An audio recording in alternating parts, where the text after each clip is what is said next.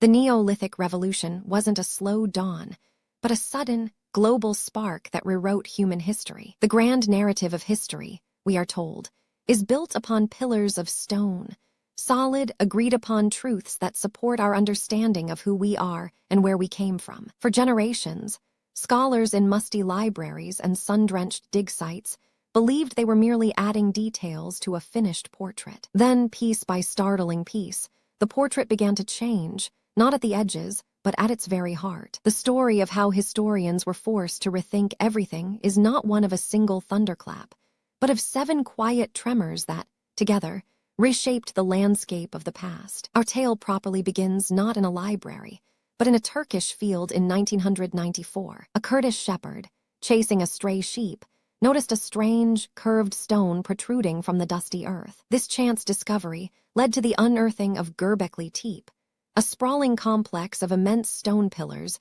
arranged in great rings. The carvings were breathtaking, elaborate bas-reliefs of foxes, scorpions, and vultures. But the true shock was the date. Carbon analysis placed its construction around 9,600 BCE, a staggering 7 millennia before the Great Pyramid of Giza. Here was the knockout punch to a foundational belief that agriculture came first, enabling settled societies with the leisure to build monuments. Göbekli Tepe screamed the opposite: monumental architecture, a project requiring hundreds of gatherer-hunters to be organized and fed, preceded farming. It suggested religion or social ceremony, not mere survival, might have been the catalyst for civilization itself. The first pillar of historical thought had cracked. While that stone circle silently challenged prehistory, a different discovery was rewriting a saga from the dawn of writing. For centuries, the Trojan War lived in the realm of Homeric epic, a glorious myth of heroes and gods. Then came Heinrich Schliemann in the 1870,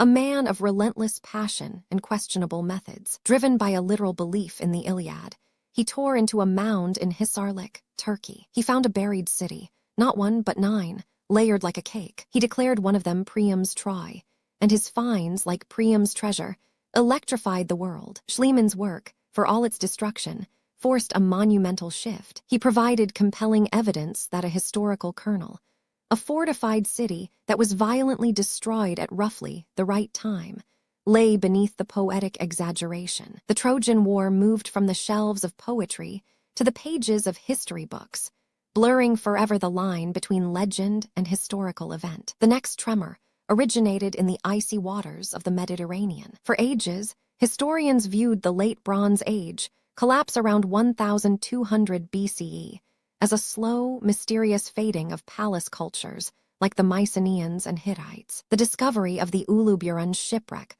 off the coast of Turkey in 1982 painted a startlingly different picture. Here was a time capsule from the very eve of the collapse. Its hull contained a breathtakingly global cargo: copper from Cyprus, tin from Afghanistan, ebony from Africa, glass from Mesopotamia, amber from the Baltic. This was not a localized economy. It revealed an astonishingly interconnected and sophisticated web of international trade. The collapse, therefore, was not a local failure, but a catastrophic systemic failure.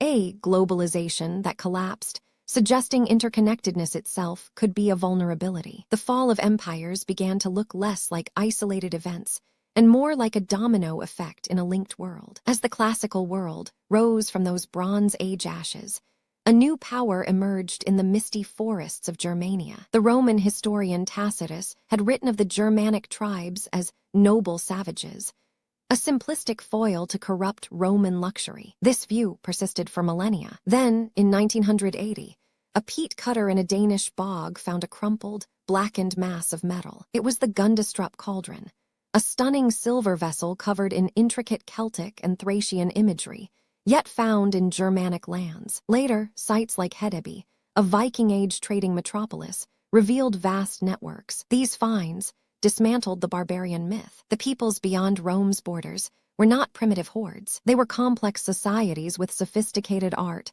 far-reaching trade, and intricate beliefs. Rome's frontier was not a line between civilization and chaos, but a tense, porous border between 2 different kinds of complex worlds. Perhaps no document was more revered in Western tradition than the Bible, as a historical guide to the ancient Near East. The biblical archaeology of the 19th century often sought simply to prove the scripture true. This began to unravel in the late 20th century. Extensive excavations in the lands of Judah and Israel revealed a troubling absence. There was no evidence of a grand, unified kingdom of David and Solomon matching the biblical description. Jerusalem in the 10th century BCE was a modest highland village, not an imperial capital. The evidence pointed instead to a small regional kingdom that grew much later. This did not disprove the existence of David or Solomon, but it forced a seismic shift in understanding. The Bible was not a straightforward history book. It was a theological and political document,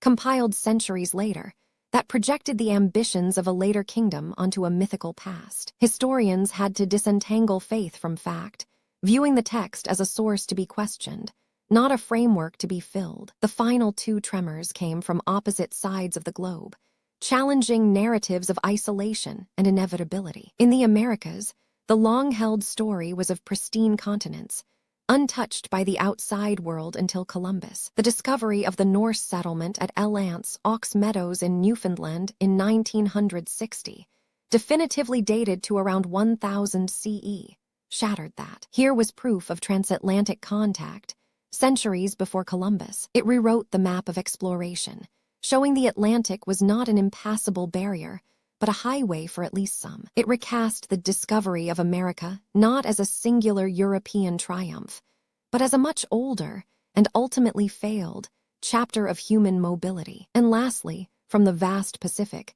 came a fact that humbled our entire species. The out-of-Africa model for human migration was well established, but the timing was constantly pushed back. Discoveries on the island of Flores in Indonesia, however, delivered a profound shock. In 2003, scientists announced Homo floresiensis, the hobbit, a tiny, human-like species that lived as recently as 50,000 years ago. This meant that when our own ancestors, Homo sapiens, were spreading across the globe, they were not alone. They shared the planet with other intelligent hominins, Neanderthals in Europe, Denisovans in Asia, and these small-brained but clever people on Flores. Human history was no longer a linear march of progress. It was a tangled bush of diversity, a story of multiple human experiments, most of which ended. Our supremacy was not preordained.